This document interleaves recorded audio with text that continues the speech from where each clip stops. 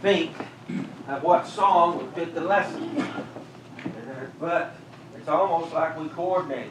If I'd have thought of one, it would have been 7:02. That would have been the one I wanted to do right before the lesson. So you did good. Now, we have talked several times lately about final messages. And we're going to do that again today. We've talked about the book of Deuteronomy, which is Moses' last instructions to the children of Israel. We talked about, Jesus' last discourse there at the end of John. All these times, other places, Jacob and Elijah, where they have that final instruction, that final message. And I think those have power. But even in court, I'm sure most of you have heard of the term hearsay. And you can't get in hearsay, impermissible hearsay. That's something that when a lawyer doesn't know what to object to, he can always say, impermissible hearsay, Judge. And then we get at least have a discussion. But one of the exceptions to hearsay is when someone outside the court, they want to get that testimony in. A dying declaration. If somebody is dying and they say something, that can come in. That's one of the exceptions. We just respect those last words so much. And today we're going to look at the letter of Paul to the Philippians. And these are not necessarily Paul's last words, but it's his last communication to the church at Philippi. Paul is in prison. And we don't know exactly where. He may be in Rome or he may be in Ephesus, but or somewhere else. And he tells us he's in prison. He doesn't tell us where. And we know Paul spent quite a bit of time in prison one time or another. But he is writing to the church at Philippi, and he thinks this is his last communication. For all we know, it was. So these are his last words to the church at Philippi. And as we see here, Philippi is kind of up here in Macedonia. Rome is going to be over here. Judea is kind of down in this way. And but we have this road, the Ignatian Way, which was a Roman road. And it was a good road. Now, Romans, they didn't put roads everywhere, but when they built a road, they built it right. And this is one of their main roads. It would go through here and then all the way over here to Byzantium, which would be over in Turkey now. And if you cross the Adriatic here over to Italy, there would be another road there, the Appian Way. And we know that Paul, when he went to Rome, that he goes on the Appian Way. And that's probably, and he saves. But if you were on the road, you would go from there all the way across the sea, get on another road to go to Rome. Philippi is an interesting place in history and in the Bible. They're in Macedonia. In Roman history, you had several civil wars, about 100 years before Paul is writing here. And first of all, you had Julius Caesar and Pompey. They have a big war to see who's going to win. They fight a lot of their battles over here in Macedonia. They don't fight some over in Italy, but mainly over here in Macedonia. Julius Caesar wins. And then a few years later, I know we've all heard this story that Julius Caesar is assassinated on the Ides of March. And then there is another civil war between those who assassinated him, Crassus and Brutus. And also then on the other side you had his nephew Octavian and one of his old generals, Mark Antony. So those two, they have a big civil war. They again do most of their fighting over here in northern Greece and in Macedonia. And then once Octavius and Mark Antony defeat the other guys, the two of them go into a civil war. And you have another civil war there between Mark Antony and Octavian. And Octavian wins, and he becomes Augustus. But their final battle is right up in here, around Philippi. Philippi is a city named after Philip of Macedon, the father of Alexander the Great. But you have these veterans. You have these war veterans. There's a lot of them fought with Julius Caesar. Then they've been fighting in these civil wars. And now Augustus has won the wars. That's not the final battle, but that's the decisive battle. And so what are you going to do with all these soldiers? And he decides he doesn't want to take them back to Rome and back over there to Italy. Because if they're over there, and these guys have been fighting their whole lives, they are quite the soldiers. They defeat the Gauls with under Julius Caesar. They fight through here, and they're a pretty tough army. So he makes the decision that he's going to retire them. And that when you retired a Roman soldier, their retirement was lame. That's just the way it was. Usually it was somebody's that you had conquered. And so they have been fighting all these wars over here. And so the people of Macedon and northern Greece have been decimated because these armies keep going through there. A lot of them die, a lot of them leave because they don't want to be there. And so he decides there's a lot of land up here around Philippi, and he allots it to his soldiers. So Philippi is filled with the descendants of Roman soldiers. Also, the city of Philippi has a special dispensation that if you are a citizen of Philippi, you're also a citizen of Rome, which was a big deal in those days. Being a Roman citizen was a big deal. And Philippi, the city, did not have to pay all the taxes that all these other towns did because it was such a Roman center. It had so many Roman soldiers and the descendants of Roman soldiers. And so Philippi is a Roman city. They are loyal to the emperor. Their ancestors fought for the emperor, and now, it's not the same people. Obviously, it's 100 years later, so a lot of them have died, but it's very loyal to Rome. And Paul has been there. You see in Acts 16 when he goes there. And it's quite an eventful deal. But now he's writing a letter to them. He has established a church. He's in prison, but he wants to communicate back with this church there at Philippi. And we see that as we look at this,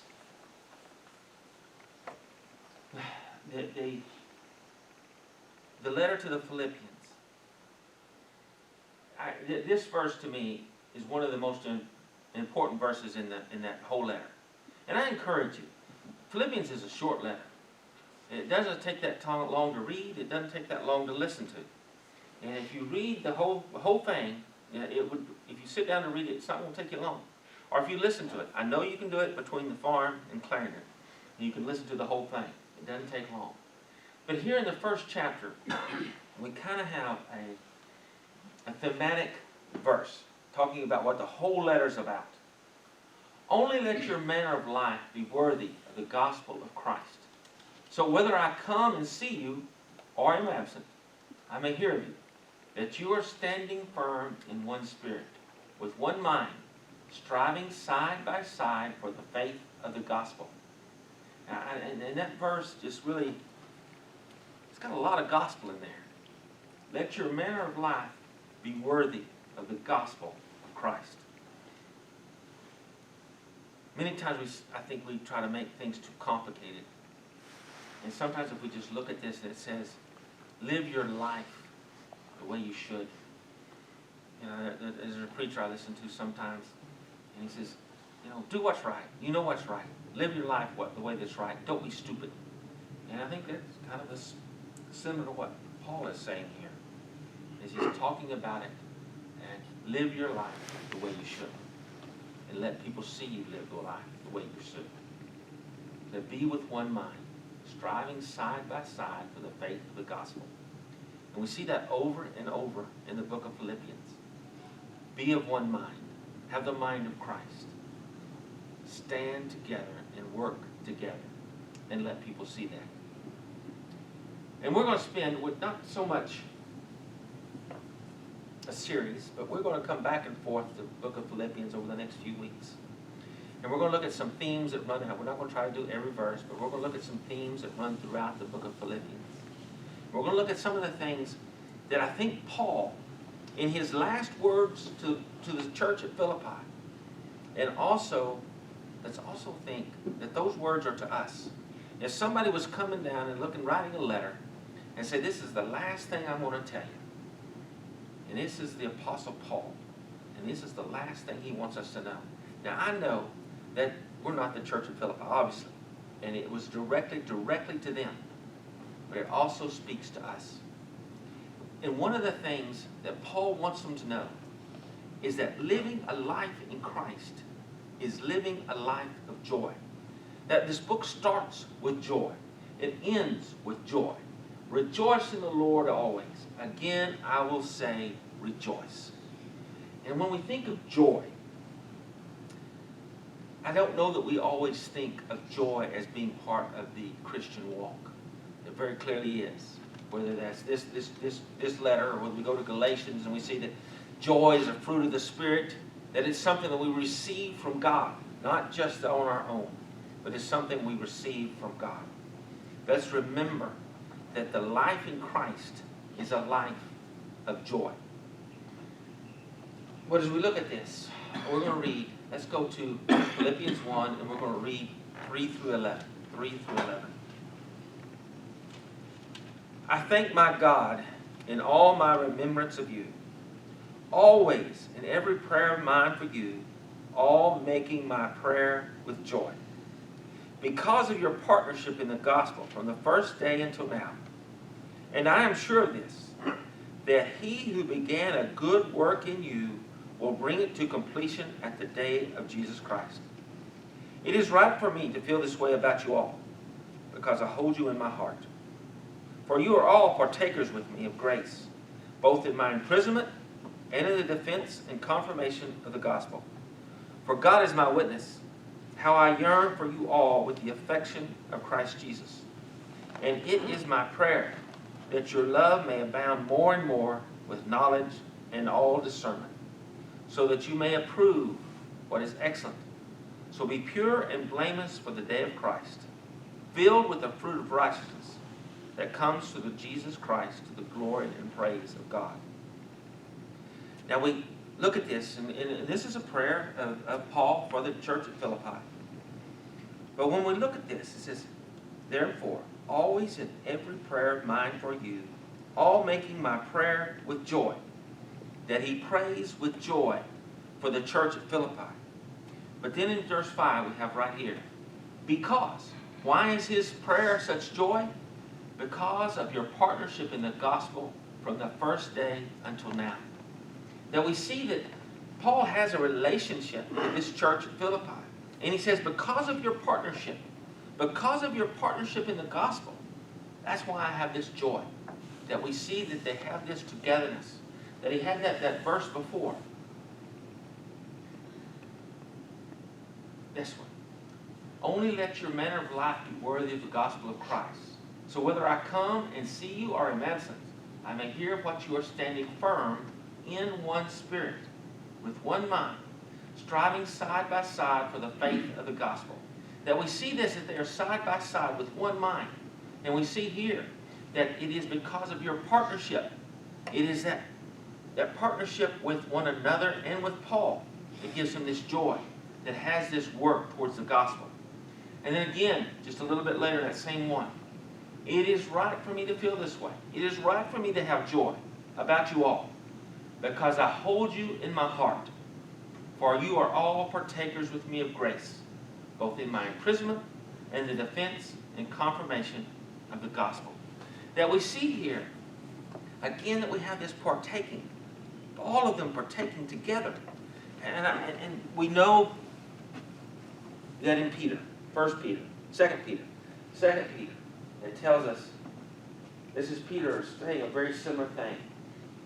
Because by which he has granted to us his precious and very great promises, so that through them you may become partakers of the divine nature, having escaped from the corruption that is in the world because of sinful desire. Partakers of the divine nature. That we have Paul saying we are partakers together. We have Peter saying that we are partakers of the divine nature. It is that what we do together that shows the rest of the world what we live like. That's one of the things that Paul is telling us. Make us known, and we will have joy. Let people see the way you live. And that's not easy in Philippi, because Paul is telling them, y'all be an alternative lifestyle to what you see around you. And when you consider what they were risking in Philippi, number one, they're risking the anger of the Roman government. They're also risking their status as being not having to pay the same taxes as everyone else if they get away from acknowledging that Caesar is king. And what Paul is telling them is, you are not like everyone else. You are a light to the rest of the world, to show the rest of the world what it means to live in a manner worthy of Christ. That alternative lifestyle. And I think sometimes he's saying that to us too. Y'all, the church in heaven, the congregation in heaven, live a life that shows the rest of the world what it means to live for Christ. To live a life that other people will want to live that same way. To live in joy. And sometimes I think we get confused about what joy is. Is it pleasure, or is there something more to it? I got to tell you, when the rare occasions that the Cowboys win a game, I am pleased and I am happy. And when they play like they did last week and stink the place up, I don't like it. But I get no pleasure. I get no joy. I may get pleasure from such an event, but I get no joy.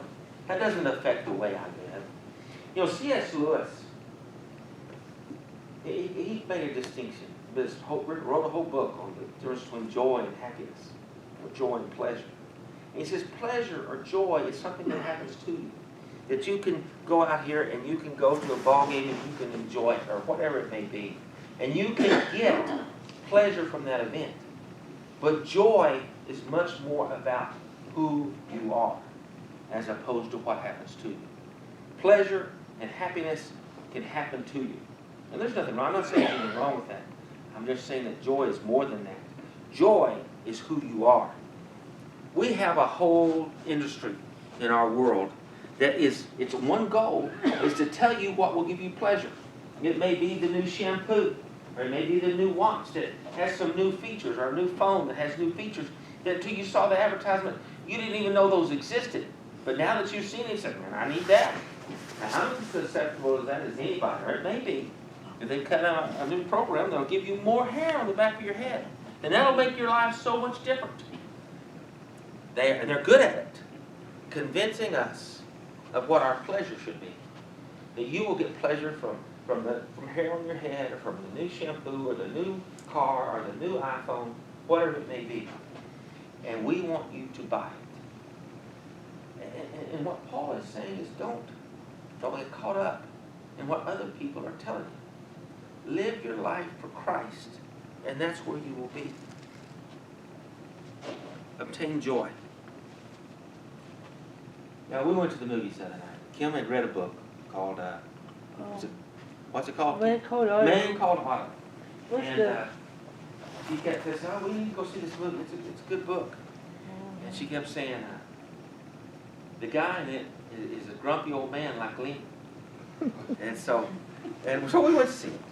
And there were certainly differences between this guy and Lynn, but there were certain similarities too. He was grumpy. Yes. And there was one scene in there where his neighbor, this man named Otto's neighbor, was trying to back a trailer up. And Otto was back there helping him, and he's going. And then he gets mad at him and goes up there and says, if you're this old and you can't back up a trailer, you are worthless. And he gets in there and backs it up himself. I've been there with Lynn. I have. And Lynn has been back there. Get out! But it was fun. It's a good movie. If you want to go see it, it's a good movie. But this guy is angry. He's angry at life. He's angry at his situation. And he has some reason to be. And he's ready for it to be over. And then he meets the family that moves in across from him. And he doesn't like them at first, but he becomes attached to them.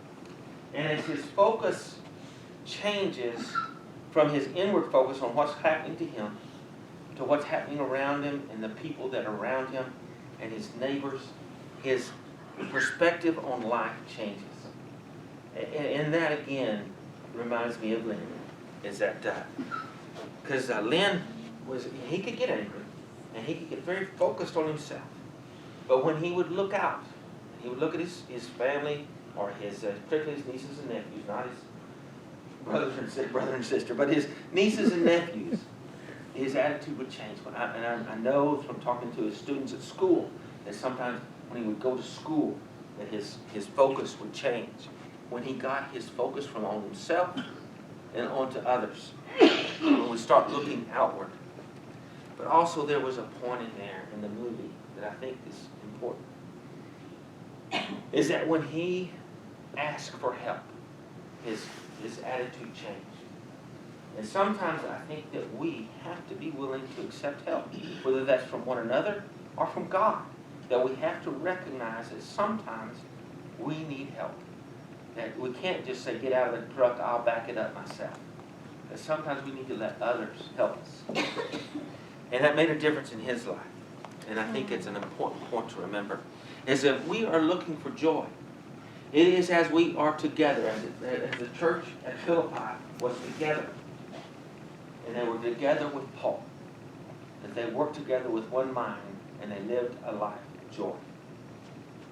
Now, I think I told you about a guy that he comes, always talks to us as judges, trying to get us to have better mental health, and which is a good thing. But one of the things he talks about is thankfulness. Now, he's not religious, or he doesn't present it from a religious point of view. He's a doctor, psychiatrist. Is to maintain a time to be thankful. And if we're going to live a life of joy, as Paul is talking about, I think that's important, that we remember to be thankful. Because it makes a difference this scientist says, it will make a difference in actually the way your brain works. It will change over time. And we were talking this morning in Sunday school about how to gather our thoughts, how to take our thoughts captive. We talked about how Bright used to preach sermons on Proverbs 23:7. As a man thinketh in his heart, so is he. And that's the King James translation. But as we look at that, it's right. Now, I'm not always good at taking my thoughts captive. I'm not always good at remembering everything I should be thankful for. And one of the things we're trying to do is take a moment, either at the end of your day, this is the little scientist, the end of your day, the end of your week, the end of your month, the end of your year, take a moment to think of what happened today that I need to be thankful for. When I look back on the day, what did I do wrong that I can improve on? That maybe I snapped at my family, that I was not as patient as I should have been, or whatever it may be. And you think about that, and you think, I need to improve on that. You also think, where can I be thankful today?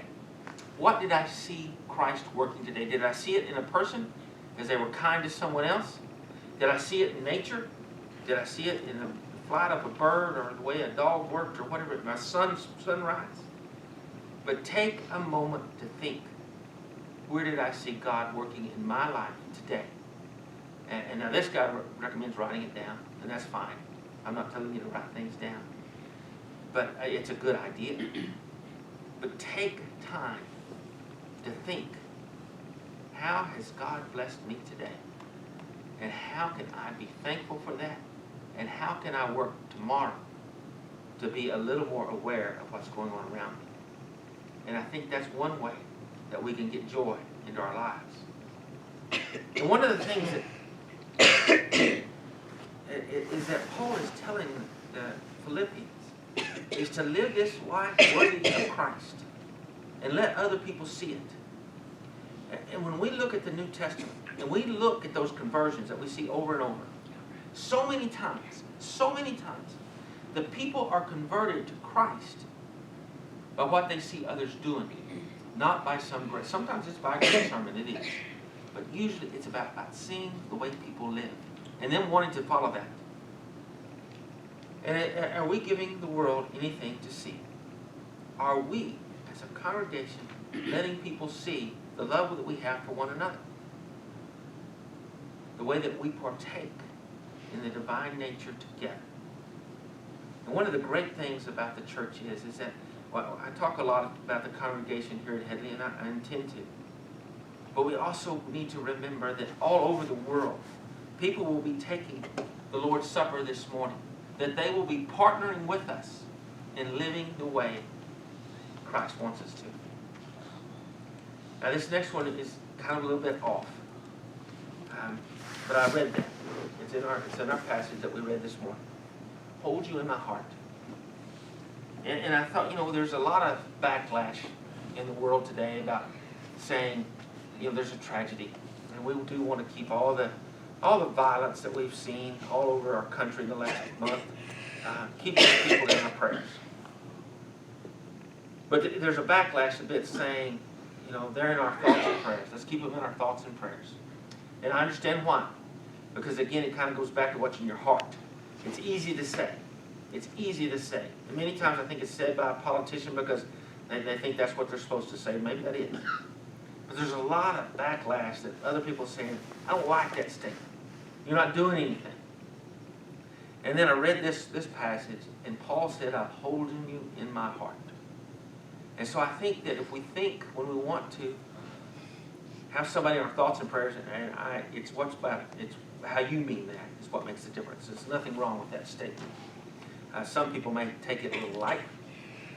But let's hold one another in our hearts. Let's hold one another. Let's hold the people that are engaged in violence, the people that are suffering from the violence all over the country, the shootings all over, or whatever it may be. Let's hold them in our hearts. And I think maybe if we just have that little change of phrase, that we think a little bit differently. To hold you in my heart. As we look at this, I'm not trying to say that being a disciple of Jesus is easy.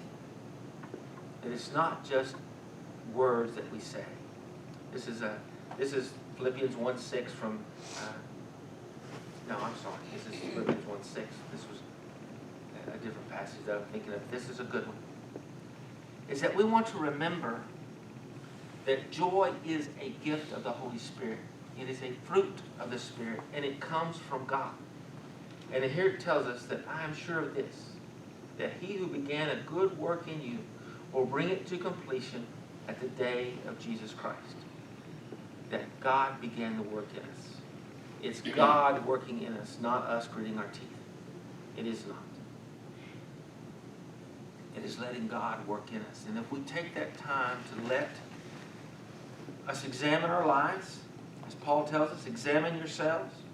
If we take a moment to do that, I think that will help us to let the Holy Spirit work within us. But again, I don't want to say that discipleship is easy. It's not just words. It is a way of life. And it's not always easy. Jesus tells us in the Sermon on the Mount to love our enemies. And that may mean that I've got to cheer for the Eagles this afternoon. I don't think so. I don't think God would be wanting us to go quite that far. But to take it seriously, we want to take the Sermon on the Mount and what it has to say seriously. It's not just simple. Now this is part of this passage. You need to use your head and test your feelings so that your love is sincere and intelligent, not sentimental gush. Now that's a translation for that Eugene Peterson. I like that. Sometimes we want to make Christianity into sentimental gush, and I don't want to do that. I want us to live our lives so that people will see Christ living in us. I want our lives together and as an individual to reflect the Lord. Let's think about, are we giving the world anything to see? And let's remember to live our lives in joy. As we talked about earlier, sometimes being able to partake together means that we have to let one another help. And that's what we're offering here. If you need help, if you need prayers, if you need to put on the Lord in baptism, we're here for that purpose. We're here for one another. And if you have a need, if you would come forward as we stand and as we sing.